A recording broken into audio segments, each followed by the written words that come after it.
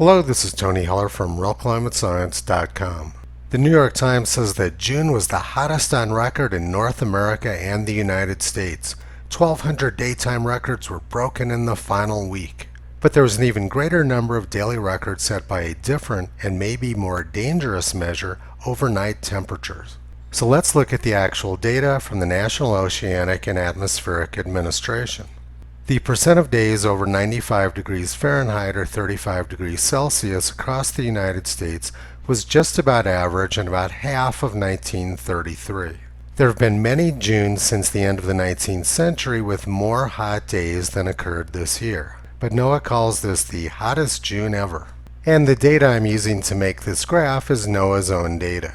And it's the same story for the percent of days above 90 degrees Fahrenheit. This year was just about average and much lower than 1933.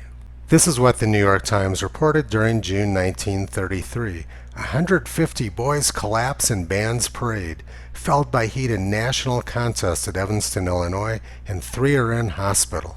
This June, kids were locked up at home inside their air-conditioned houses because their parents were too afraid to let them outside because of a virus. We don't read stories like this anymore. Now let's take a look at the actual science. Summer afternoon temperatures used to be much hotter in the United States than they've been over the past 60 years. And the percent of hot afternoons was much higher prior to 60 years ago. But since about 1960, summer nighttime temperatures in the United States have increased quite a bit. Summer nighttime temperatures now are a fraction of a degree higher than they were at the end of the 19th century and during the 1930s. 61 degrees isn't extremely hot, but we now have air conditioning to cope with it, which we didn't during the previous hot periods. Now let's look at something else which has increased since 1960. U.S. corn yields are up by a factor of more than 3 over the past 60 years. This is partly because farmers are doing a lot more irrigating than they used to, which raises the humidity in the air and keeps nighttime temperatures up. Water vapor is by far the most potent greenhouse gas. I've worked a lot with radiative transfer models, and they show that summer temperatures in the mid-latitudes are barely affected by carbon dioxide. Water vapor is far and away the most important greenhouse gas. And besides the greenhouse gas capabilities of water vapor, when it condenses as dew, it releases heat, which keeps nighttime temperatures up. It's pretty easy to explain why nighttime temperatures have been increasing in the United States over the past 60 years, and it has little to do with the direct effects of carbon dioxide as a greenhouse gas. Having said that, NASA shows that carbon dioxide is making the planet greener, which keeps summer daytime temperatures down and summer nighttime temperatures up, which is exactly what we're seeing in the untampered NOAA datasets. The New York Times wants people to believe that increasing summer nighttime temperatures are dangerous. But the reality is that fatality rates in the United States from weather events, including heat, have plummeted over the past century. This is because we have air conditioning now. Tens of millions of people have migrated south to places where they couldn't possibly live without air conditioning. Maricopa County, Arizona is the fastest growing county in the United States. But if they didn't have air conditioning, just about nobody would live there. Now let's look at how people suffered before we had air conditioning. As we've already seen, nighttime temperatures were very hot in the United States at the end of the 19th century and during the 1930s. And lots of people died from the heat at that time. NPR reports that during the summer of 1896, a 10-day heat wave killed nearly 1,500 people, many of them tenement dwellers across New York City. Lots of poor people died because they had no air conditioning. And NPR now says that getting rid of air conditioning is climate justice. Apparently, the white liberals who run NPR want a lot of poor people dead. January of 1896 also brought the all-time record heat wave to Southeast Australia, which killed many people too. And like New York City, lots of people died from the heat in London during July 1896. Now let's look at the heat waves of 1901. The New York Times reported that 553 people died in New York City in one day in 1901 from the heat. The New York Times front page, June 29, 1901. Heat brings death and much suffering. June 30, 1901. New York wilts in protracted heat. Temperature on the street from 98 to 106 in the shade. Many dead and prostrated. July 1st, 1901. The city of Furnace virtually deserted. July 2nd, 1901. Heat's Holocaust in the 5 boroughs. 87 deaths and 178 prostrations. Mark hottest July 1st on record. July 3rd, 1901. Heat brings death to over 200 persons. Several hundred others collapse in stifling atmosphere. July 4th, 1901. 200 more dead before rain falls. And in Italy during the summer of 1901, unprecedented heat. The vineyards in entire districts have been shriveled up by the Scirocco and ruined to the very roots, as though set on fire.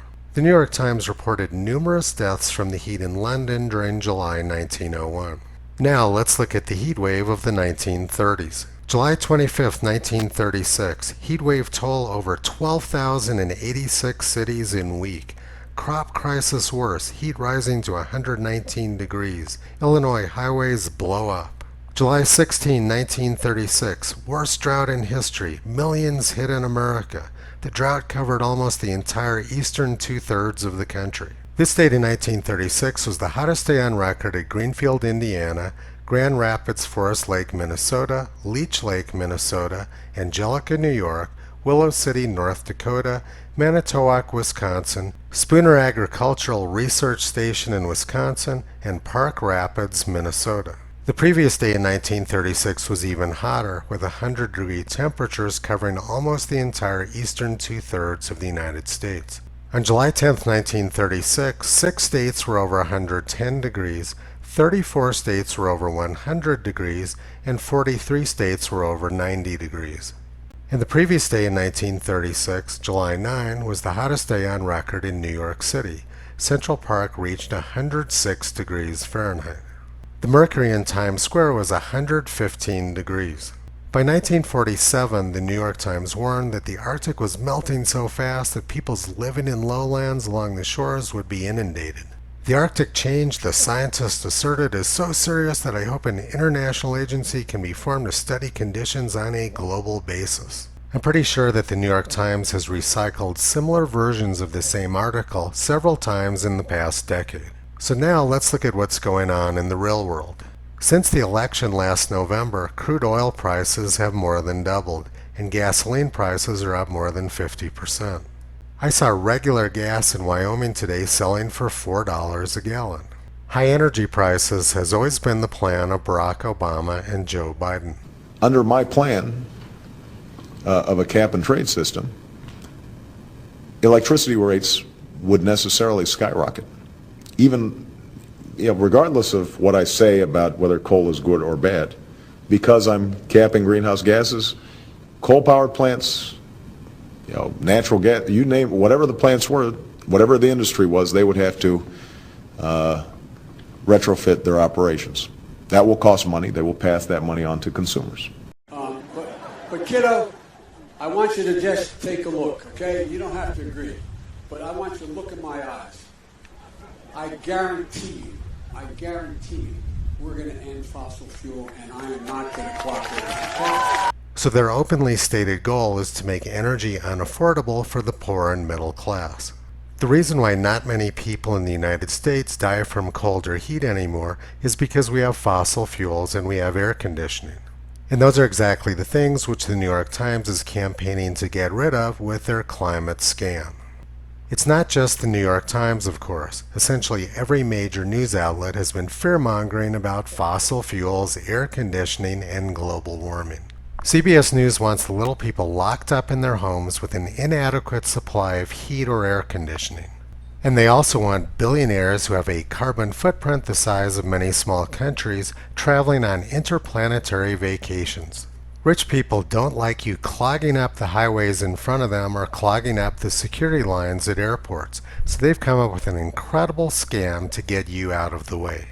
Toto has been calling out this insanity for the past 13 years. You can visit him, Kyrie, and Caesar on the web at realclimatescience.com.